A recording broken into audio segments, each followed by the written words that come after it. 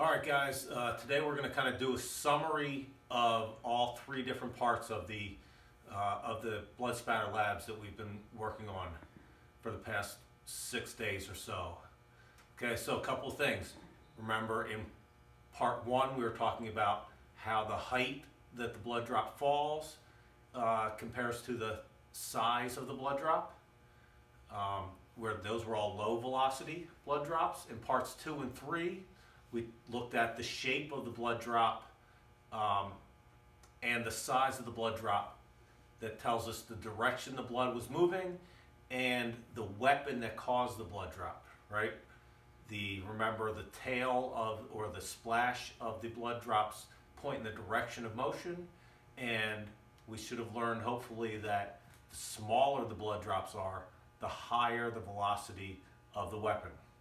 So here I have let's pretend that we are our crime scene forensics investigators, and we've been called to this crime scene, and we found all of this blood spatter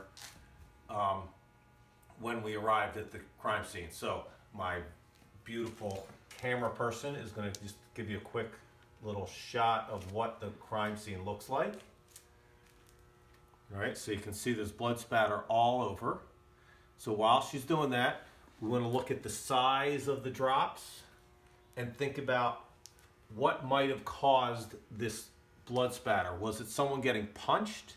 Was it someone getting hit by a baseball bat? Was it someone getting shot by a bullet or multiple bullets?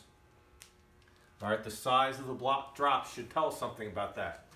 The other thing is, again, the splash tells us the direction, so we're going to use that to see if we can figure out what else was happening around at the crime scene. So what I've done is I have these pieces of string, and I'm going to use the string to trace back the direction the blood drops were going. So I'm going to pick out 6 of these blood drops. Let's say we use this drop right here. Okay, and then by using the direction, I can take the string and figure out what direction the blood drop was going. I'm going to do that 5 more times. Let's use this blood drop.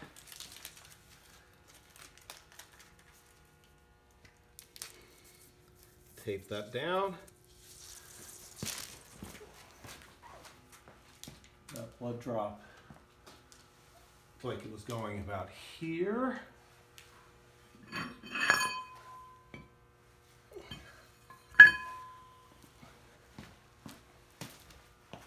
All right, let's do this blood drop right here. You can see the spatter is splashed where I'm kneeling here. Trace this back.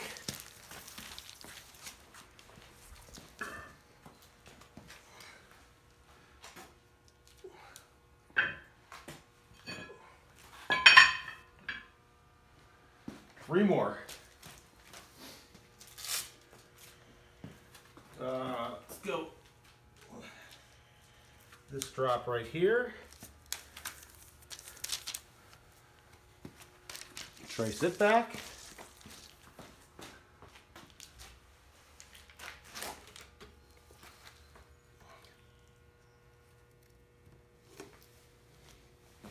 Last 2.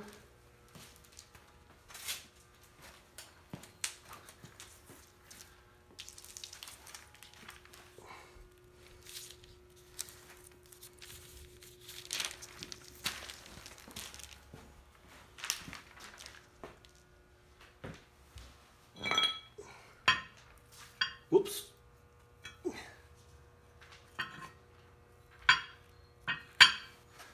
And last one.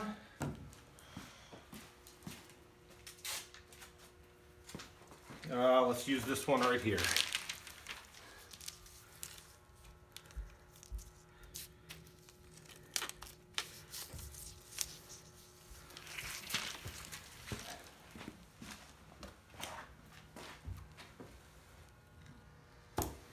Okay, so when you look at it from back here, you can see all 6 of those strings trace all the way back. If we trace them all the way back, you can see that all of them meet back here where I have everything kind of tied down. What I want you to think about is, what does this mean? If all the blood drops came from all these different directions and they all meet at this point, what does that tell you about the crime scene? What would measuring the angle by doing length and width and doing that calculation tell you about the direction the blood was moving when it hit the ground? And what might that tell you about the crime scene? You're going to have about a couple of questions to answer dealing with what you just watched. No measurements or anything, just answer the question about what you just saw and how we can use the blood spatter to try to reconstruct the crime scene. All right, good luck.